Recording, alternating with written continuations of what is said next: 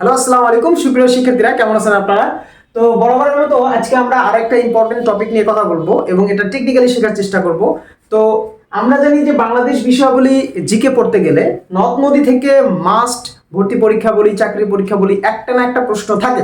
So আমরা যদি একটু টেকনিক্যালি এই যে নদ নদী সম্পর্কে এই যে আইডিয়াটা এটা যদি মাথায় রাখতে পারি, তাহলে কিন্তু একটা অ্যান্সার আমরা একটা নাম্বার বা একটা অ্যান্সার কিন্তু আমরা ভর্তি পরীক্ষা বা চাকরি পরীক্ষাতে করতে পারবো। সো এই জায়গা থেকে আমাদের দুইটা বিষয় জানতে হবে। নদ নদীতে অনেক বিষয় আছে, এগুলো তো ডিটেলসে জানতেই হবে। পাশাপাশি দুইটা ব্যাপার থেকে খুবই প্রশ্ন আসে। একটা হচ্ছে যে আমাদের প্রতিবেশী দেশ ভারত, আমরা জানি আমাদের ভারত এবং মায়ানমার দ্বারা আমরা স্থলবেষ্টিত একটা দেশ।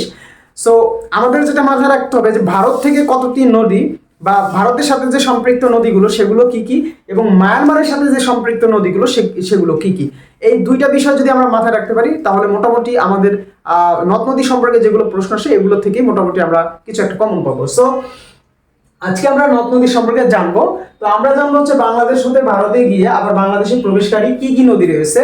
তো এখানে মূলত আমাদের তিনটি নদী রয়েছে, যে নদীটা বাংলাদেশে উৎপত্তি, কিন্তু পরবর্তীতে সেই নদীটা ভারতে প্রবেশ করেছে এবং পরবর্তীতে ভারত থেকে বাংলাদেশে এই নদীটা আবার রিটার্ন এসছে, মানে আবার রিটার্ন প্রবেশ করেছে। তো এই জায়গা থেকে তিনটা নদী আছে, একটা হচ্ছে আত্রাই, পুনর্ভবা এবং টাঙ্গন। এই তিনটা জিনিস অনেক সময় আমাদের মনে থাকে না, বা মনে থাকলেও আমরা গুলিয়ে ফেলি। সো এই জায়গা থেকে আমরা যদি একটু কৌশল অবলম্বন করে এটা মাথায় রাখতে পারি, তাহলে কিন্তু অনেকদিন আমাদের এটা মনে থাকবে।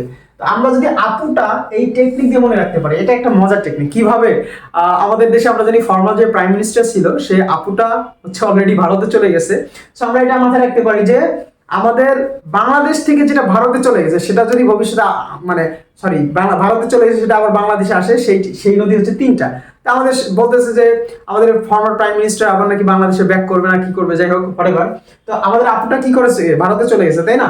তো আপুটা দিয়ে আমরা তিনটা নদীর নাম মনে রাখতে পারি। একটা হচ্ছে আত্রাই, তারপরে হচ্ছে পুনর্ভবা, আর একটা নদী আছে তাতে আমরা মনে রাখতে পারি টাঙ্গন।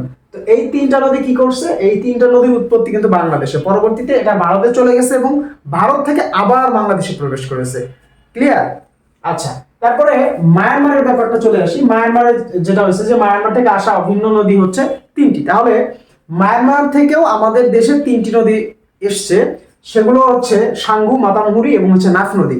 তো এটা আমরা কিভাবে মনে রাখতে পারি, একটু টেকনিক খাটাই।